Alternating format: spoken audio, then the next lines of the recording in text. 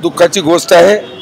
ज्या लोकांनी हे हल्ला केलेला आहे त्यांचा आम्ही निषेध करतो आणि आमचे देशाचे यशस्वी प्रधानमंत्री नरेंद्र मोदीजीच्या माध्यमातून कडक चौकशी सुरू आहे आणि ज्या लोकांनी हल्ला केलेला निश्चित ते पकडण्यात येईल आणि त्यांना श्रद्धांजली देण्यासाठी आज राष्ट्रवादी काँग्रेस पार्टी नागपूर शहर आणि ग्रामीण आणि जे मृत शहीद झालेले आहे त्यांना श्रद्धासुमन अर्पित करण्यासाठी राष्ट्रपिता महात्मा गांधी यांना नमन करून शांततेने एकताचा संदेश गेला पाहिजे आणि ते जे मृत झालेले शहीद आहे त्यांना श्रद्धांजली अर्पित करण्यासाठी आम्ही म्हणजे मूक श्रद्धांजली मोर्चा काढत आहोत। सर 9 लोक जागेवर असलेले काय मदत करणार आहे? शासन पूर्णपणे लक्ष देत आहे।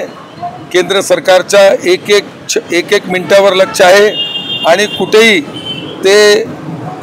त्यांना श्रद्धांजली जे मृत झाले आणि जे हॉस्पिटलमध्ये ट्रीटमेंट घेत आहे ते लवकरात लवकर स्वस्थ होईल अशी आम्ही भगवान चरणी प्रार्थना करतो। आज तुमची बैठक पार पडली मुंबई येथे, कशाबद्दल? मुंबई येथे बैठक पार पडली युतीबद्दल, युती संदर्भात आज नाही, त्याच्याबद्दल आज या मोर्चात बोलण्याचं